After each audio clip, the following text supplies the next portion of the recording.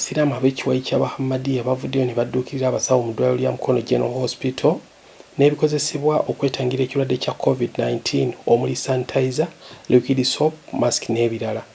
Tulese items ziringa 3. Esooka liquid soap, ebidomola 20, face mask eza surgical 8 neza hagoye nga olabe eno gye nyambadde wano wansi, face mask 2.5. Then kosa ne pocket sanitizer obutonotono bujja okulaba omusawo aba amaze okulaba nga akola ku mulwadde ateeka mu ngalo muno n'aba nga yeeyonjaako. Abdukalim Malik Senfuka akulira ekitongole kya Humanity First Uganda ekiwomya omutwe mu nteekateeka eno agambye nti olw'okwagala omulimu abasawo gwe bakola baagadde babataase ate okufiira mu lutalo luno lwe balimu olw'okulaba nga balwanyisa ekirwadde kya COVID-19 ekibadde kifunze ekyonga.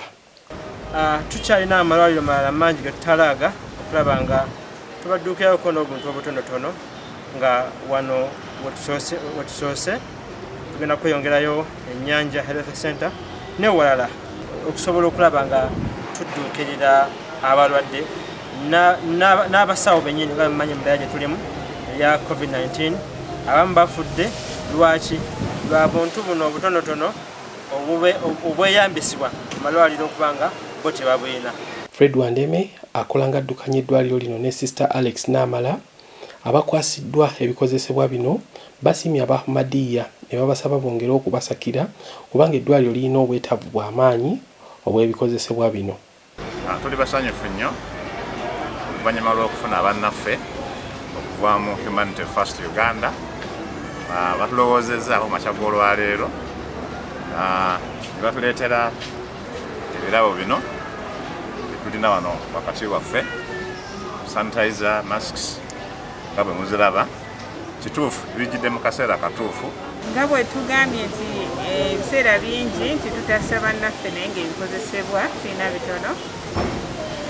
Kya mukisa mulungi ebikozesebwa bino bizze mu kaseera osingira ddala okubyetaaga.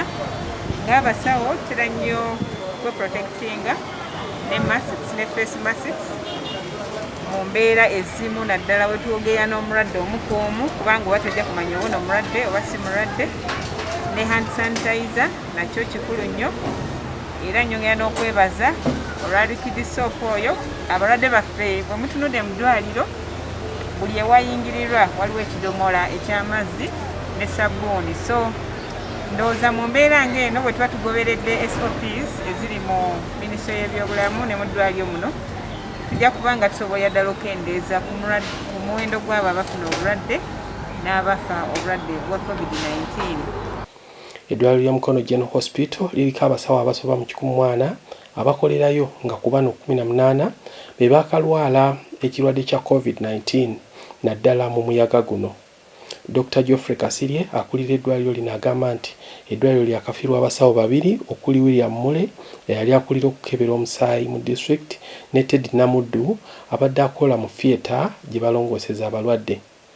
Bano kirowoozebwa nti ekirwadde kino kimumima mawuggwe bakijja mu ddwaliro nga bakola obuweereza obw'okujjanjaba abalwadde nga n'entabwe eva ku bikozesebwa okwetangira obulwadde buno okubanga tebimala. Kyanaku nti tufiiriddwa abasawo baffe kati baweze 2 oba mu muyito gwa COVID ogwasooka waliwo omusawo omu yafa so nga ate ne Mukono twakafiirwa omusawo gwe tubadde tukola naye mu theatre. Kyanaku era kitalo nnyo nawe tegasanyusa nga ffe abasawo famire yaffe okuvaako obutumi bw'ab'omu. Twakalwaza abasawo nze baweranga 18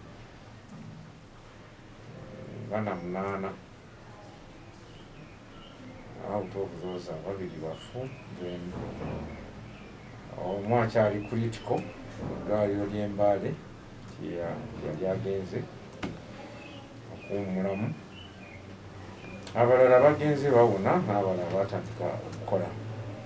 Okusinziira ku kuwabulwa okwaweebwa minisitule y'ebyobulamu, omusawo alina okukozesa masiki 2 nga bwe bakola kino ekitono ennyo olunaku baba beetaaga masiki ezitakka wansi wa 280 nga zino mu mbeera eriwo tebasobola kuzifuna.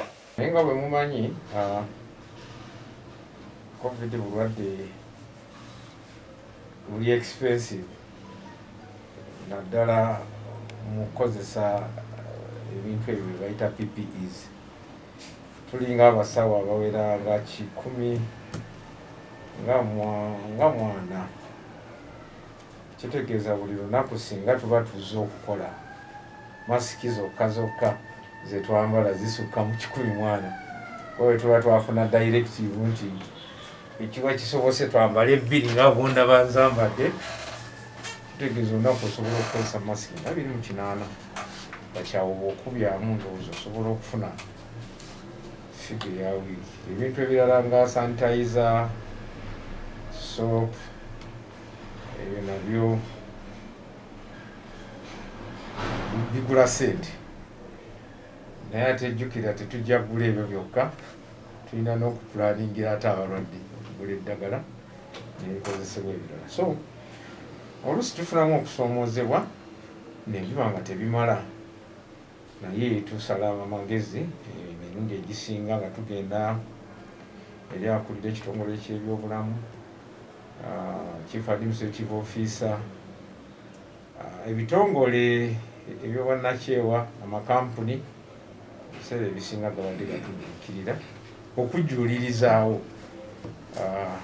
ekyo kye tutasobodde kukola.